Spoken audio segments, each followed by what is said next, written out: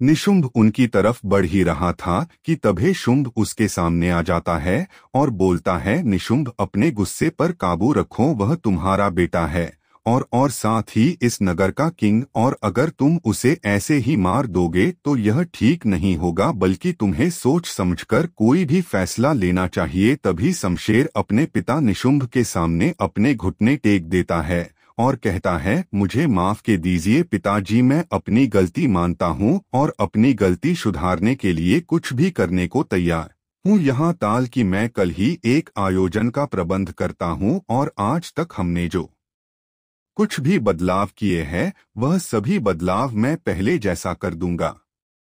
शमशेर की बात सुनकर निशुंभ शांत हो जाता है और अपनी तलवार को अपनी स्पचेरिंग में रख लेता है और कहता है, ठीक है, मैं तुम्हें एक मौका देता हूँ, अगर इसमें किसी भी तरह की गलती हुई तो मैं तुम्हें जान से मार डालूंगा, यह भी भूल जाऊंगा कि तुम मेरे बेटे हो। इसके बाद निशुंभ सभी की तरफ देखते हुए कहता है, मेरी बात सभी को समझ में आई या नहीं? सभी लोग हाँ में अपना सर हिलाते हुए हाँ कहते हैं।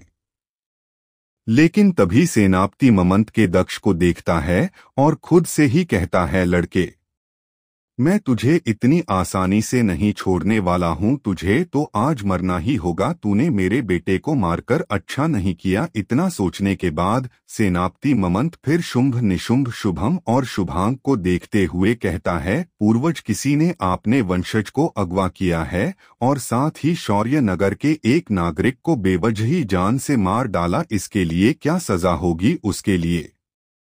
ममंत की बात सुनने के बाद निशुंभ कहता है, क्या किसने मेरे शौर्य नगर के मासूम नागरिक को जान से मारा है? मैं उसे जान से मार डालूंगा, बताओ कौन है वह इंसान जिसने मेरे शौर्य नगर में आकर मेरे ही प्रजा पर हमला किया? तब जाकर सेनापति ममंत दक्ष की तरफ उंगली करते हुए कहता है, यह है वह लड़का जिसने मेरे मासूम बेटे को जान से मार डाला है और साथ ही आपने वंशज शौर्य नगर के दोनों राजकुमारों को अपना बंदी बनाकर रखा हुआ है और साथ ही इसने पूर्वोत्तर राज्य के योद्धा मकल की जान ले ली है, यहाँ तक कि उसने उसके शरीर से उसके दिल को निकालकर खा लिया। इसके बाद इसने उसके शरीर के इतने टुकड़े कर दिए कि कोई उन्हें गिर तक नहीं पाएगा। क्या किसी को किसी मरे हुए इंसान के शरीर के साथ इस तरह की बर्बरता करनी चाहिए या नहीं? सेनापति ममंत की बात सुनकर भीमा भी दक्ष की तरफ देखने लगता है और दक्ष के पास चलकर जाता है और दक्ष के साथ खड़ी बूढ़ी औरत से कहता है, यशी, कहीं हमने इसे पहचानने में गलती तो नहीं कर दी है? जिसके जवाब में वह कहती है, नहीं, हमने इस लड़के को पहचानने में कोई गलती नहीं की है और ना ही इसका साथ देने में। इसकी आंखों में देखो और इसके चेहरों को देखो, ना कोई घमंड ना कोई परेशानी दिख रही है, सिर्फ एक शांति है। सेनापति ममंत की बात सुनने के बाद चारों दक्ष की तरफ देखने लगते हैं, जो शांत अपनी जगह पर खड़ा हुआ है और उन सभी को ही देखे जा रहा है। जिसके बाद निशुंभ गुस्से से दक्ष को देखते हुए कहता है, क्या सेनापति ममंत ने जो कुछ भी कहा वह सच है? दक्ष फिर मुस्कुराता है और कहता है, क्या आपको इस सेनापति की बातों पर विश्वास है? जब तक मैं दोनों पक्षों की बात नहीं सुनता तब तक मैं किसी को भी दोषी नहीं बोल सकता हूँ, इसलिए मुझे तुम्हारी बात सुननी चाहिए, निशुंभ कहता है। लेकिन दक्ष सेनापति की तरफ देखते हुए निशुंभ से कहता है, आप इसी से ही क्यों नहीं पूछते कि मैंने क्या किया और क्यों किया? सेनापति फिर निशुंभ को देखते हुए कहता है, इस लड़के ने शौर्य नगर में आते ही सबसे पहले मेरे छोटे बेटे महीन को पीटा, फिर इसने आपकी परपोती का अपहरण किया, जिसे बचने के लिए आपके दोनों पोते गए तो उन्हें इसने बंदी बना लिया और हमें पता नहीं आपकी पोती इस वक्त किस हाल में होगी। और फिर यह पूर्वोत्तर राज्य के गद्दार कनिष्क के साथ मिल गया, जिसको पकड़ने के लिए कमल और मकल आए, जिसमें कमल को इसने जख्मी करके और शक्तियां छीन ली और मकल को जान से मार डाला।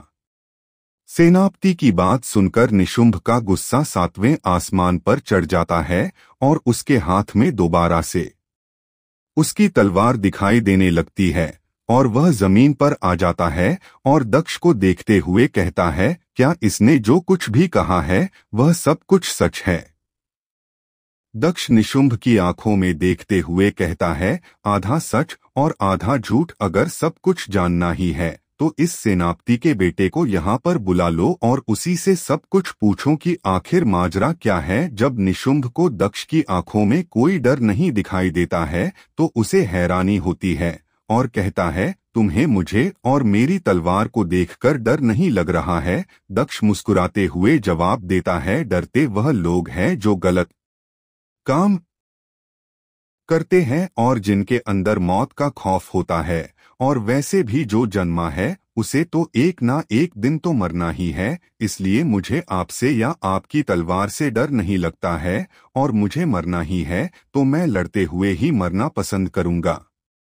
दक्ष शांत और निडर आवाज को सुनकर और उसकी बातों में छुपे विश्वास को देखकर शुंभ, निशुंभ, शुभम और शुभांक के चेहरे पर मुस्कान आ जाती है। और फिर निशुंभ कहता है, तुम्हारे अंदर हिम्मत और साहस बहुत है। इसके बाद निशुंभ शौर्य नगर के किंग की तरफ देखता है और कहता है, सेनापति के बेटे को यहाँ पर बुलाओ, मैं उससे कुछ पूछना चाहता हूँ। इसके बाद शमशेर अपने पीछे खड़े योद्धाओं को देखता है और कहता है, जाओ और जल्दी से महंत को लेकर यहाँ पर पहुँचो। शमशेर की बात खत्म होते ही वह सभी वहाँ से बिजली की रफ्तार से गायब हो जाते हैं, यहाँ वहाँ बिखर जाते हैं। उन सभी के जाने के बाद सभी लोग फिर नीचे जमीन पर आ जाते हैं और निशुंभे की तरफ जाकर खड़े हो जाते हैं और दाक्ष को ही देखने लगते हैं जो अभी भी निडर खड़ा हुआ है। जिसे देखते हुए शुभम कहता है, अगर तुम झूठे निकलते तो क्या करोगे तुम? दक्ष धीरे से मुस्कुराता है और कहता है, सबसे पहले आपके परपोते को जान से मारूंगा और फिर आपके पोते को, फिर आप सबको। अगर आपने इस सेनापति का साथ दिया तो, क्योंकि गलत करना जितना बड़ा पाप है उतना ही बड़ा उस गलत का साथ देना भी पाप है। लेकिन पीठ दिखाकर भागूंगा नहीं, वीरों की तरह लड़ूंगा, क्योंकि मेरे दादाजी एक बात सिखाई है, युद्ध के मैदान में वीरों की भांति मर जाओ लेकिन कायर की तरह पीठ दिखाकर भागना नहीं।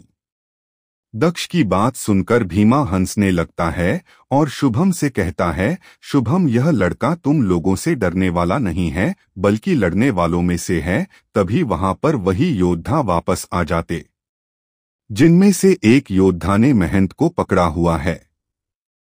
जैसे ही वहां पर महंत को लाया जाता है तब सबसे पहले उसकी नजर दक्ष पर ही जाती है और उसे लगता है कि दक्ष ने ही उसे पकड़ने के लिए उन योद्धाओं को भेजा होगा जो अभी अभी उसे पकड़कर लाए हैं, जिस वजह से वह जमीन पर घुटनों के बल बैठ जाता है और कहता है, मुझे जाने दो, मैं अपनी सारी गलती मानता हूँ और आज तक मैंने जितनी भी लड़कियों की जिंदगी बर्बाद की है मैं उसके लिए तुमसे माफी मांगता हूँ, मुझे माफ कर दो लेकिन मुझे जान से मत मारना। इसके बाद महंत एक एक करके अपनी बहुत सी गलतियों की माफी मांगने लगता है। उसे तो यह ध्यान ही नहीं था कि वहां पर शौर्य नगर के किंग सेनापति और 4 पूर्वज भी मौजूद हैं। महंत की बात सुनकर तो सेनापति की तो सांस ही हलक में आ चुकी थी। इतना ही नहीं, आखिर में जो बात महंत ने कही उसे सुनकर तो उसका मन किया कि वह महंत को वहीं पर जान से ही मार डाले। महंत ने सबसे आखिर में कहा, मुझे पिताजी ने आदेश दिया था कि मैं सिलोचना को अपने साथ अपने घर ले आऊं और उसके साथ एक रात बिताकर छोड़ दूं, और वैसे भी हमारी शादी एक ना एक दिन तो होनी ही थी जिससे हम दोनों की शादी जल्द से जल्द हो जाएगी और फिर हम अपने मकसद के और भी करीब पहुंच सके। महंत ने इतना कहा ही था कि तभी उसके गाल पर एक थप्पड़ पड़ता है और फिर वह थप्पड़ मारने वालों को देखने लगता है और कहता है, पिताजी आप। जिसके बाद सेनापति ममंत उसे डांटते हुए कहता है, बेवकूफ, यह क्या बोलते जा रहा है। फिर महंत एक नजर आसपास देखता है और फिर उसकी नजर शौर्य नगर के किंग की तरफ चली जाती है जिसके चेहरे पर बहुत सारा गुस्सा दिखाई दे रहा है। जिसके बाद शमशेर कहता है, तो तुमने मुझसे झूठ कहा कि सिलोचना को इस लड़के ने अगवा किया, लेकिन असल बात तो यह है कि उसे तुम अगवा करने वाले थे। लेकिन इस लड़के ने उसे बचा लिया। मुझे यकीन नहीं होता है कि तुम इस तरह का काम कर सकते हो, और तुम ममंत, मुझे तुमसे भी यह उम्मीद नहीं थी। अब मुझे याद आया कि मेरा बेटा सिलोचन क्यों तुमसे सावधान रहने की बात कहता रहता है, लेकिन मैंने उसकी हर बात को अनसुना कर दिया और तुम पर भरोसा किया। शमशेर ने इतना कहा ही था कि तभी वहां पर एक योद्धा आता है जिसका शरीर खून से लथपथ है, और वह आते ही शमशेर के सामने गिर जाता है और मुश्किल से उठते हुए कहता है, हम बहुत ही बड़ी मुश्किल में फंसने वाले हैं। हमारे शौर्य नगर को डीमन लैंड के कुछ लोगों ने घेर लिया है और वह कभी भी हमारे शौर्य नगर के कवच को तोड़कर अंदर आ सकते हैं। उस योद्धा की बात सुनकर सभी लोग हैरान और परेशान हो जाते, और क्यों वह लोग यहाँ पर आए हैं, लेकिन ममंत के चेहरे पर किसी भी तरह की हैरानी या चिंता के भाव नहीं है, जिसे देखकर लग रहा था कि वह यह सब पहले से ही जानता था कि वहाँ पर क्या हो रहा है। तभी शुभम उस योद्धा के पास आता है और कहता है, क्या कहा तुमने? डीमन यहाँ पर आए हैं, लेकिन उन्हें यहाँ पर किसने बुलाया है? उनकी तादाद कितनी है? जिसके जवाब में वह योद्धा कहता है, 1000 की तादाद में वह लोग हैं और सभी शौर्य नगर के गेट पर खड़े हैं और कवच के टूटने का इंतजार कर रहे हैं। हमारे शौर्य नगर के अंदर कुछ डीमन पहले से ही मौजूद है और वह सभी छुपकर हमारे कवच को तोड़ने की कोशिश कर रहे हैं। आखिर इन शैतानों को हमारे शौर्य नगर में हमला करने की जुर्रत कैसे हुई? शायद उन्हें पता नहीं है कि हम अभी भी जिंदा हैं। शुभांक गुस्से से कहता है। तभी उसकी नजर सेनापति ममंत पर चली जाती है, जिसके चेहरे पर किसी भी तरह चिंता नहीं है, जिसे देखते हुए शुभांक कहता है, हमारे नगर पर इतना बड़ा पहाड़ टूट पड़ा है और तुम्हारे चेहरे पर किसी भी तरह का चिंता का नामो निशान तक नहीं है। कहीं ऐसा तो नहीं कि इन्हें तुमने ही बुलाया है?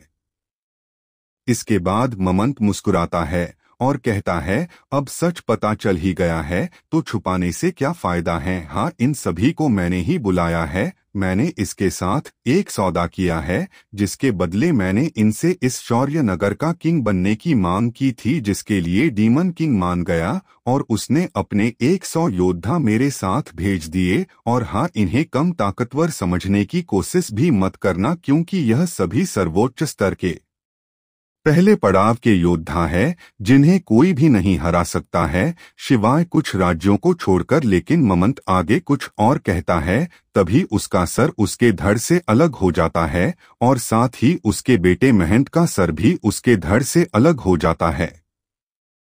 यह देखकर शुंभ, निशुंभ, शुभम, शुभांक, भीमा, यशी और शमशेर के चेहरे के रंग ही उड़ जाते हैं। उस सभी को कुछ पता ही नहीं चला कि यह सब किसने किया, लेकिन तभी उन्हें एक टूटी तलवार दिखाई देती है, जो कुछ ही दूरी पर जमीन से 5 फुट ऊपर हवा में है, जिसके बाद वह तलवार दक्ष के हाथों में आ जाती है और दक्ष की आंखें भी अब सतरंगी दिखाई देने लगी है। फिर दक्ष तलवार को कसकर पकड़ता है और कहता है, लड़ाई के वक्त फिजूल की बात करना बेबुनियाद होता है। युद्ध के मैदान में सिर्फ युद्ध होना चाहिए। जब वहां मौजूद सभी ने दक्ष की बात उसने बदले इस अंदाज को देखा तो उन्हें कुछ समझ नहीं आया है। फिर सभी की नजरें दक्ष की आंखों पर चली गई, जिसे देखकर सभी के मुंह से एक ही शब्द निकला, यह तो वही है। तभी यशी चलते हुए दक्ष के पास जाती है और उसके गाल को छूते हुए कहती है, बेटे तुम अभी भी जिंदा हो। मुझे यकीन था तुम्हें कुछ नहीं हुआ होगा, लेकिन कोई मेरी बात पर भरोसा नहीं करता था, शिवाय तुम्हारी माँ को छोड़कर। यह आंखें इन्हें देखे बहुत साल गुजर गए और तुम्हें छुए भी। इसके बाद यशी अपना सर घुमाती है और भीमा की तरफ देखते हुए कहता है, मैं कहती थी ना, हमारा दक्ष अभी भी जिंदा है, देख लीजिए यह हमारे सामने है। लेकिन तभी दक्ष यशी से दूर होते हुए कहता है, मैं जानता हूँ आपके दिल में क्या जज्बात उमड़ रहे हैं जब कोई माँ अपने बेटे से मिलता है, और भी इस जज्बात को समझता हूँ, क्योंकि मैं भी अपनी माँ बाप और परिवार से बहुत दूर रहा हूँ। लेकिन मैं आपका दक्ष नहीं हूँ। भले ही मेरा नाम दक्ष है, लेकिन मैं आपका दक्ष नहीं हूँ। मैं दक्ष हूँ, दक्ष सक्सेना। इतना कहकर वह 2 कदम पीछे हट जाता है और कहता है, आप सभी लोग नगर के अंदर मौजूद सभी डीमन को खत्म करें और मेरे लिए इस नगर में चढ़े कवच में एक सुरंग बना दीजिए ताकि मैं बाहर जा सकूं। लेकिन तभी यशी उसे मना करते हुए कहती है, नहीं, मैं तुम्हें बाहर नहीं जाने दे सकती हूँ। इतना खाकर वह दक्ष के सामने आ जाती है और अपने हाथ फैलाकर उसे रोकने लगती है। भीमा फिर यशी के पास आता है और यशी के हाथों को नीचे करते हुए कहता है, नहीं जाने दो उसे, अब हमारा दक्ष। वो डरपोक कायर दक्ष नहीं रहा, वह अब एक योद्धा बन चुका है। तभी यशी कहती है, फिर मैं भी अपने बेटे के साथ ही जाऊंगी, मुझे भी के तलवार दो, मैं दोबारा अपने बेटे को खुद से दूर नहीं होने दूंगी, वरना मैं उसे क्या मुंह दिखाऊंगी और क्या बोलूंगी उसे, यही कि मैंने उसके बेटे को अपने आंखों के सामने मरने दिया और मैंने कुछ भी नहीं किया। नहीं, मैं ऐसा नहीं कर सकती हूँ। दक्ष फिर एक गहरी सांस लेता है और कहता है, देखिए आप गलत समझ रहे हैं, मैं वो नहीं हूँ जो आप समझ रहे हैं। इसके बाद दक्ष भीमा की तरफ देखता है और कहता है, आपसे मेरी गुजारिश है कि आप इन्हें समझाइए, यह वक्त इन सब बातों का नहीं है। लेकिन तभी यशी भीमा से कहती है, आप जाइए ना बाहर उन दीमानों से लड़ने के लिए, आप तो उन्हें आसानी से मार सकते हैं। जिसके जवाब में भीमा कहता है, नहीं, मैं उन्हें नहीं मार सकता हूँ क्योंकि वह सभी मेरे बराबर ही ताकतवर है और वह सभी 100 है, इसलिए हम में से किसी एक को बाहर जाकर उन्हें उलझाकर रखना होगा, जिसके बाद हम सभी कोई कदम उठा सकते हैं, वरना इस नगर के मासूम लोग बेवजह ही मारे जाएंगे। इसके बाद कहता है, अगर एक मरने से या एक की कुर्बानी देने से अगर हजारों की जान बचती है तो वह जान वाजिब है।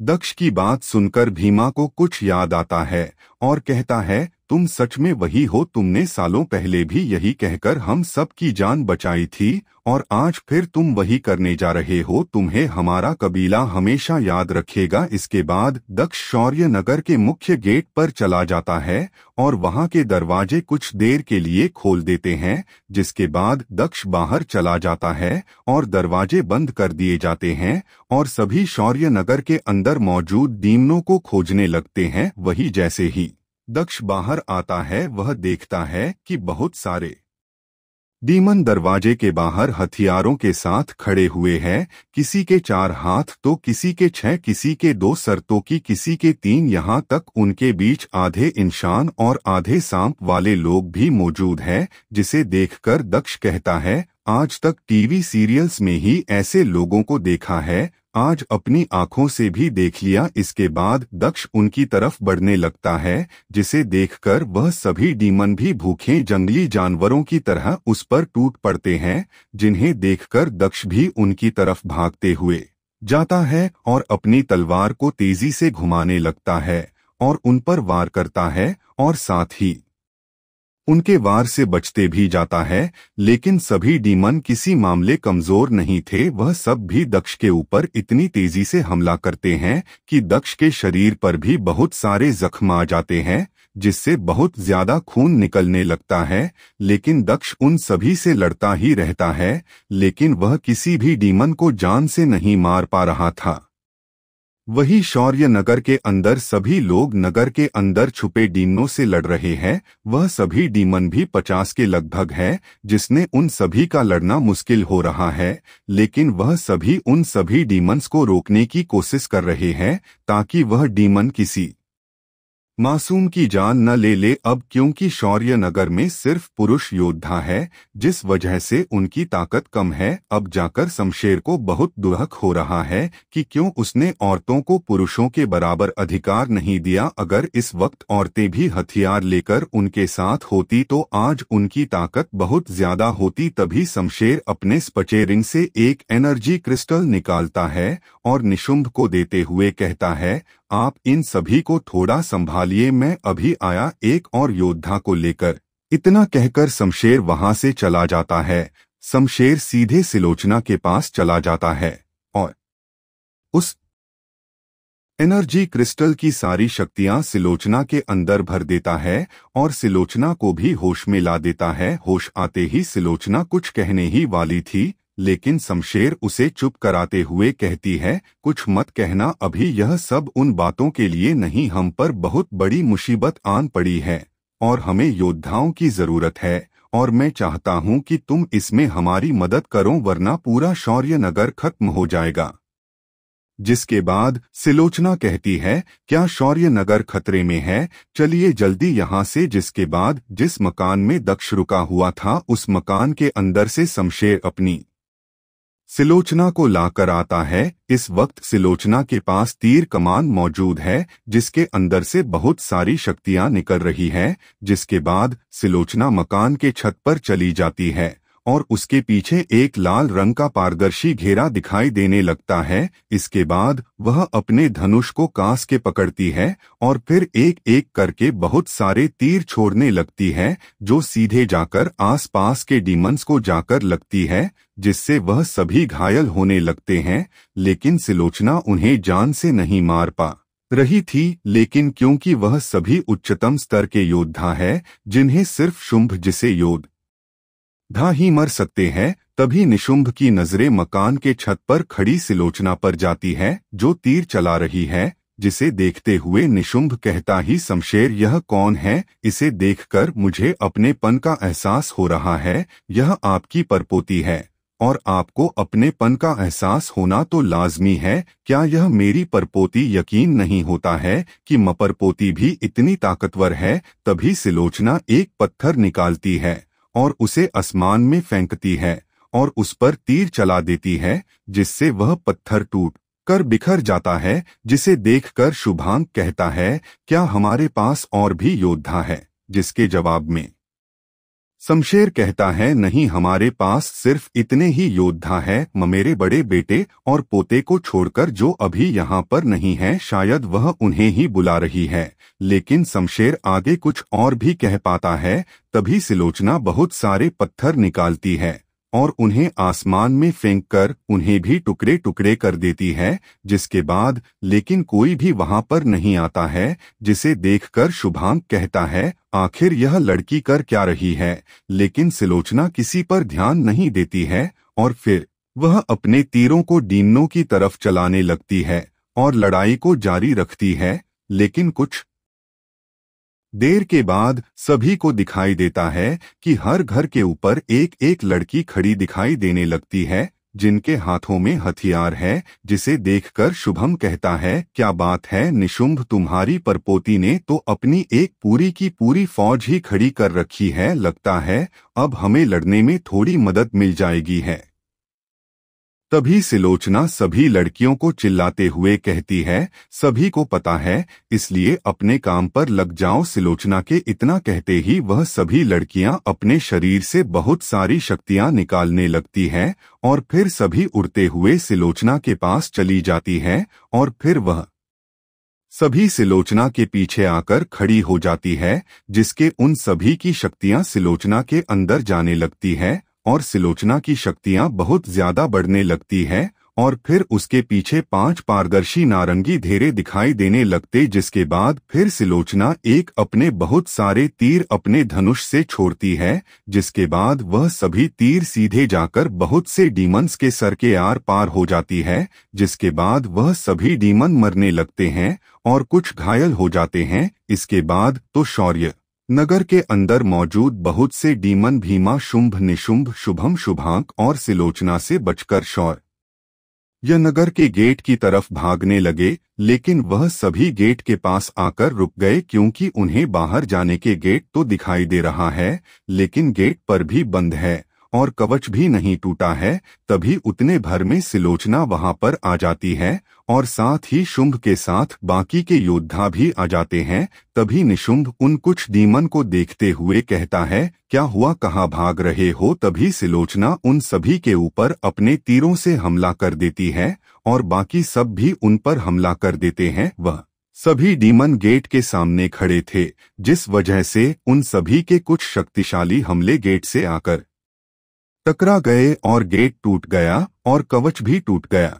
कवच के टूटते ही सभी लोग बाहर की ओर देखने लगते हैं, क्योंकि बाहर सिर्फ दक्ष अकेला उन सभी डीमनों से लड़ने के लिए गया था। तभी सभी को बाहर से बहुत तेज आवाज में किसी के चिल्लाने की आवाज आती है, जिसे सुनकर यशी कहती, अहि दक्ष, यह तो दक्ष की आवाज है। इतना कहकर वह तेजी से दौड़ते हुए बाहर की तरफ जाने लगती है, जिसे देखकर भीमा तुरंत उसके सामने सामने आ जाता है और कहता है, तुम्हारे पास शक्तियां नहीं, अगर तुम वहां गई तो तुम मारी जा सकती हो, इसलिए तुम यही शौर्य नगर के अंदर ही रहो, मैं जाकर देखता हूँ आखिर दक्ष को क्या हुआ है। लेकिन यशी उसकी बात को नहीं मानती है और कहती है, मैं अपने बच्चे को ऐसे ही मरने नहीं दे सकती हूँ, मैं जा रही हूँ। इतना कहकर वह भागते हुए गेट के बाहर चली जाती है और उसके पीछे पीछे बाकी सब भी बाहर आ जाते हैं और फिर सभी देखते हैं कि शौर्य नगर के बाहर बहुत से डीमनों की लाशें पड़ी हुई है और जमीन पर खून ही खून है और वह खून किसी पानी की तरह बह रहा है, जिसे बस सभी लोग देख ही रहे हैं। कोई कुछ कह ही पानी पा रहा था, तभी फिर उन सभी को दक्ष की आवाज सुनाई देती है और वह सभी उस आवाज की दिशा में देखने लगते हैं, जिसके बाद सभी को दिखाई देता है कि दक्ष के सीने पर एक तलवार धुसी हुई है, जो उसके सीने के आर पार हो चुकी है। लेकिन दक्ष फिर भी अपने चारों तरफ मौजूद डीमनों से लड़ रहा है, जो अब सिर्फ 10 ही बचे हैं। एक 3 सर वाला डीमन दक्ष को देखते हुए कहता है, तूने हमारे सभी साथियों को मार डाला, अब हम भी तुझे भी उन्हीं के पास पहुंचा देंगे, इसके बाद हम सब मिलकर तेरे मांस को खाएंगे। लेकिन दक्ष अपने सीने पर घुसे तलवार को निकालता है और निकालते हुए जोर से चिल्लाता है और फिर तलवार को निकालकर उस 3 सर वाले डीमन से कहता है, तुम्हारे अंदर इतनी ताकत नहीं है कि तुम सब मुझे मार पाओ। इतना कहकर दक्ष फिर उस तलवार को जमीन पर फेंक देता है और जमीन पर पड़ी लाश से अपनी तलवार को निकालता है और जोर से आसमान की तरफ देखते हुए चिल्लाता है, आह। दक्ष को इस तरह खून से लथपथ देख भीमा और बाकी सबको ऐसा लगा कि कोई राक्षस अभी अभी खून से नहाकर निकला हो और इस तरह चिल्लाते देख उन्हें लगा कि किसी ने उस राक्षस को नाराज कर दिया हो, जिस वजह से वह जोर से चिल्ला रहा है।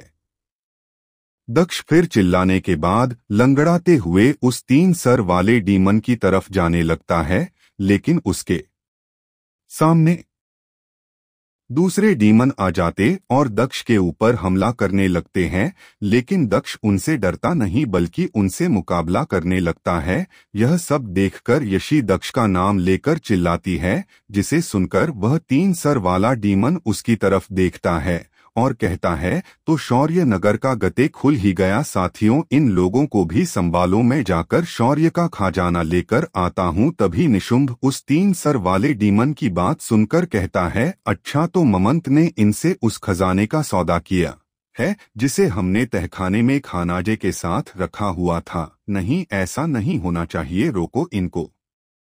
शुभम चिल्लाते हुए कहता है, लेकिन तभी उन्हें कुछ अजीब महसूस होता है। वह सभी देखते हैं कि शौर्य नगर के गेट से शमशेर का छोटा बेटा समर अपने हाथ में एक बड़ा सा भाला लिए बाहर आता हुआ दिखाई देता है, जिस भाले से बहुत ही खतरनाक शक्तियां निकल रही है। लेकिन समर उस भाले में मौजूद शक्तियों को संभाल नहीं पा रहा है, जिस वजह से वह उस भाले को नीचे जमीन में रख देता है और 3 सर वाले डीमन को देखते हुए कहता है, लो, यह रहा वह भाला, मैंने अपना वादा पूरा किया, अब तुम्हारी बारी वादा पूरा करने की। समर की बात सुनकर शमशेर उसे देखते हुए कहता है, नालायक, यह क्या कर रहा है? उस भाले में तुझे छोड़ूंगा नहीं। गद्दार शमशेर से इतना कहा ही था कि समर के पास एक परछाई दिखाई देने लगती है, जिसके सर पर 2 सींगे और लंबे बाल और साथ ही उसने लाल कपड़े पहने हुए है। वह एक डीमन लड़की है जो दिखने में जितनी खूबसूरत है उतनी ताकतवर है, जिसे देखकर भीमा कहता है, यह तो त्रिकाली, यह भी यहाँ पर आई हुई है। त्रिकाली के वहां आते ही सभी डीमन दक्ष से लड़ाई करना बंद कर देते हैं। दक्ष हमलों को रुकते देख कहता है, क्या हुआ, तुम सब हमला करना बंद क्यों कर दिए? तभी दक्ष शको एक डीमन उसके पीठ पर लात मारता है, जिससे दक्ष सीधे जाकर यशी और बाकी सब के पास जाकर गिरता है और उसकी तलवार भी दूर जमीन में गिर जाती है।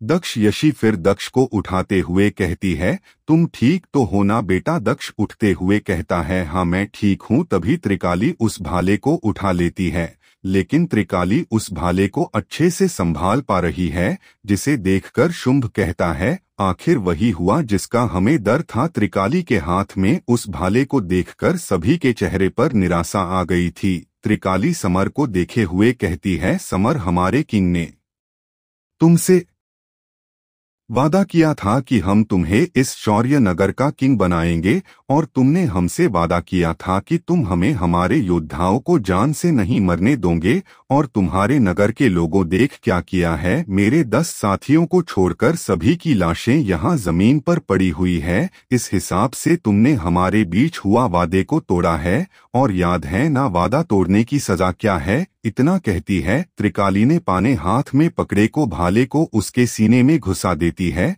जिससे उसकी वाहे पर मौत हो जाती है। इसके बाद त्रिकाली अपने साथियों के पास जाकर खड़ी हो जाती है और कहती है, चलो यहाँ से, हमारा काम पूरा हुआ।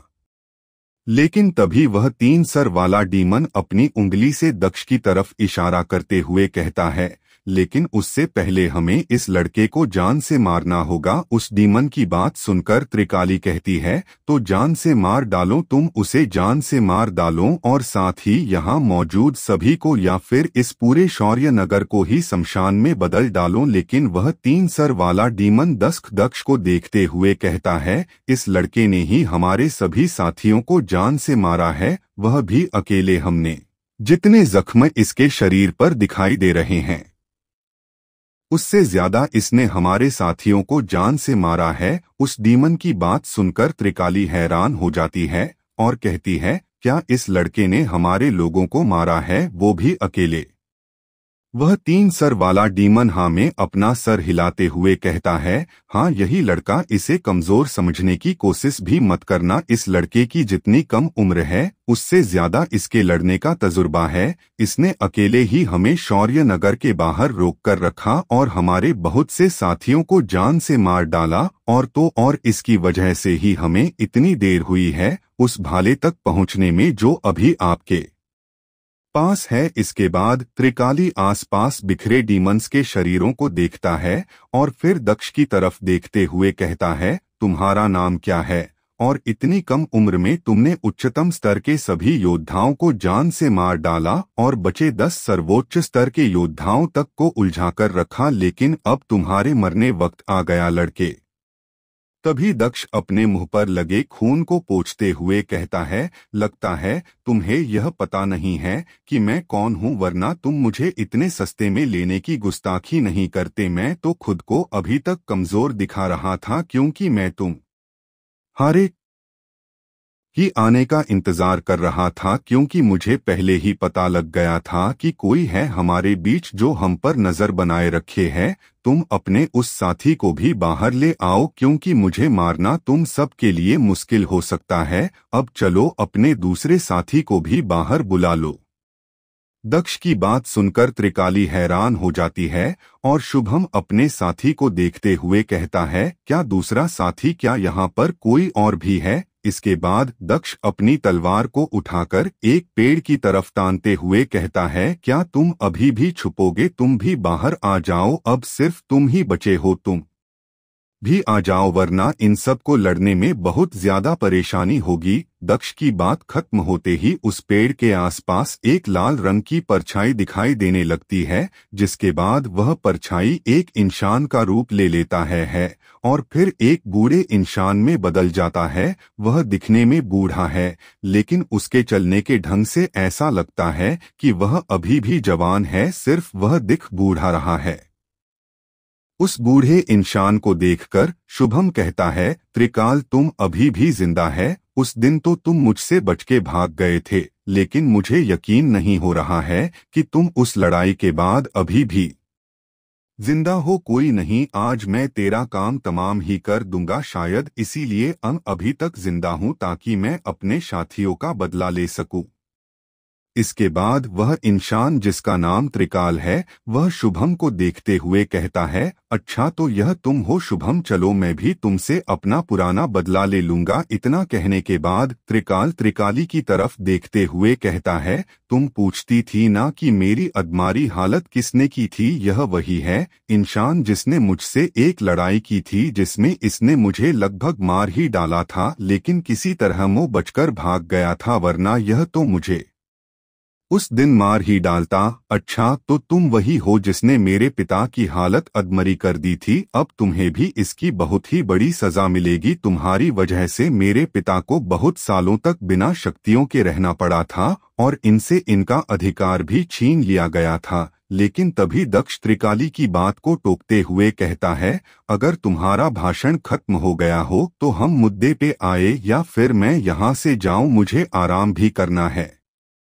दक्ष की बात सुनकर त्रिकाली दक्ष को देखते हुए कहती है, तुझे पता नहीं यहाँ पर बड़े बात कर रहे हैं और तुम हमारे बीच बोलने की हिम्मत कर रहे हो। तभी दक्ष अचानक अपनी जगह से गायब हो जाता है और उसके पीछे आ जाता है और उसके हाथ में मौजूद भाले को छे लेता है और अपनी जगह पर वापस आ जाता है। और फिर दक्ष कहता है, लगता सब इसकी वजह से यहाँ पर आए हैं। दक्ष के हाथों में उस भाले को देखकर त्रिकाली कहती, हाँ बच्चे, तुम उस भाले को मुझे वापस कर दो, वह तुम्हारे खेलने की चीज नहीं है, तुम उसका इस्तेमाल नहीं कर सकते हो। तभी दक्ष उस भाले को आसमान की तरफ फेंक देता है और वह भाला आसमान में ही कहीं गायब हो जाता है।